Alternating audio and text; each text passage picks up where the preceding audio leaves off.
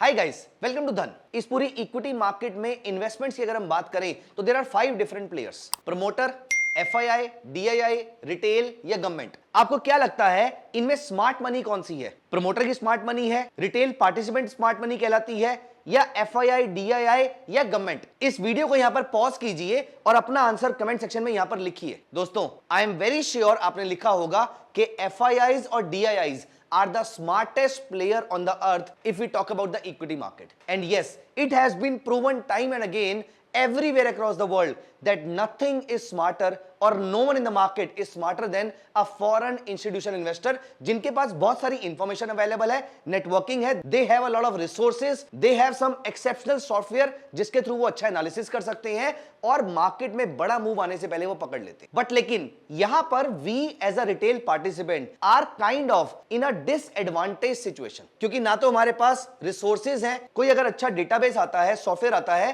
तो वो बहुत ही महंगा होता है और हमें नॉलेज भी बहुत कम है कि हम इन सारी चीजों को यूज भी कर पाए।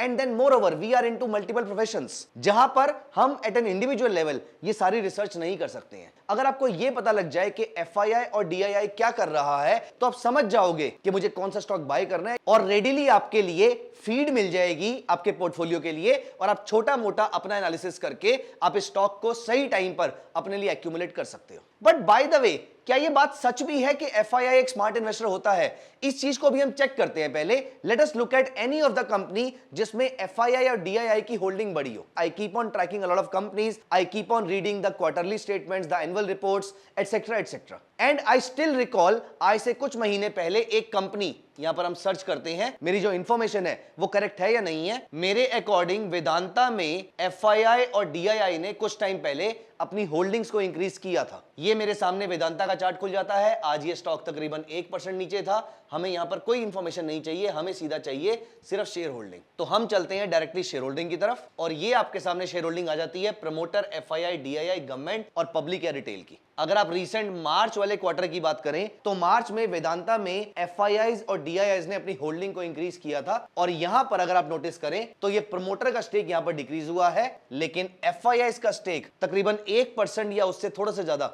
इंक्रीज हुआ है और डीआईआई का स्टॉक भी अप्रोक्सीमेटली 2% के आसपास इंक्रीज हुआ है और ये है अराउंड मार्च। और यहां पर अगर हम इसका चार्ट चेक करें वेदांता का तो आप ये नोटिस करेंगे 31 मार्च का क्वार्टर खत्म हुआ और यहां से इसकी अपसाइड देखिए। एफआईआई और डीआईआई जब भी अपनी होल्डिंग्स को शार्पली किसी स्टॉक में इंक्रीज करते हैं वहां से इमीडिएटली या कुछ टाइम के बाद आपके स्टॉक में एक बड़ा मूव आने के चांसेस बहुत ज्यादा होते हैं। कोई गारंटी नहीं है क्योंकि ये लोग भी गलत हो सकते हैं। व्हाट इफ एफआईआई और डीआईआई आपस में टसल कर रहे हो तो ये लोग भी गलत हो सकते हैं, लेकिन चांसेस आर सिग्निफिकेंटली हाई कि आपको बड़ा मूव एक स्टॉक में इमीडिएटली या कुछ टाइम के बाद देखने को मिल सकता है। अब दोस्तों, ये तो हुई रिसर्च की बात, ये तो हुई थ्योरी की बात। हम इसको प्रैक्टिकली कैसे कन्वर्ट कर सकते हैं? दोस्तों, interestingly you can also make a scanner on this. आप अपने लिए ऐसे स्टॉक्स हर क्वार्टर के एंड में ढूंढ सकते हैं, वो स्टॉक्स जिनमें एफआईआई या डीआईआई ने अपनी होल्डिंग को इंक्रीज किया है। जैसे वेदांता के केस में एफआईआई और डीआईआई ने दोनों ने अपने स्टेक को इंक्रीज किया।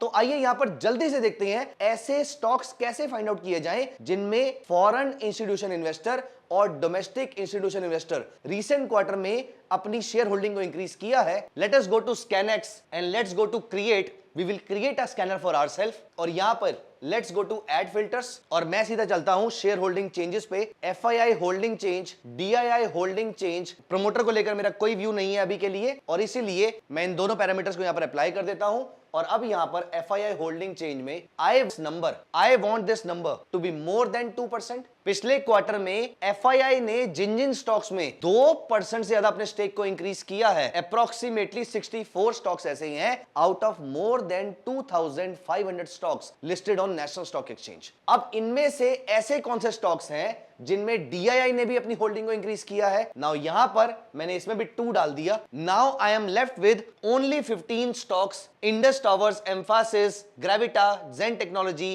Craftsman etcetera etcetera. These are the stocks जिनमें एफआईआई और डीआईआई ने दोनों ने अपने स्टेक को इंक्रीज किया है। यहां पर हम इंडस टावर के चार्ट को देखते हैं। अभी रिसेंटली इसमें स्टेक इंक्रीज हुआ है। Look at the prices. हर बार आपको इस टाइप का चार्ट नहीं दिखेगा, इसीलिए आप अपना कोई टेक्निकल पैरामीटर अप्लाई कर सकते हैं। For example 20, 50 and 200 period moving average on a daily chart. जब तक 20 पीरियड मूविंग एवरेज 50 के ऊपर है और 50 200 के ऊपर है, आप इसमें अपनी बुलिश पोजीशन मेंटेन करके रख सकते हैं। हां, अभी ये प्राइसेस में ऑलरेडी तेजी आ चुकी है, तो यहां पर हमें थोड़ी करेक्शन की वेट करनी चाहिए, लेकिन जरूरी नहीं है कि सारे के सारे स्टॉक्स आपको ऐसे अप ट्रेंड में इमीडिएटली मिल जाएं। Like for example let us check some other stock, let's say Gland Pharma. तो यहां पर हमने क्लिक किया ग्लैंड फार्मा पे और नोटिस कीजिए ग्लैंड फार्मा ने एक बार तो अपसाइड शो करी है, लेकिन उसके बाद मार्केट फिलहाल थोड़ा करेक्ट कर रही है। अगली बार जब इसमें अपसाइड आना स्टार्ट हो, जब आपका मूविंग एवरेज के सेटअप पे इसमें बाय का क्रॉसओवर आए, यहां पर हम ग्लैंड फार्मा को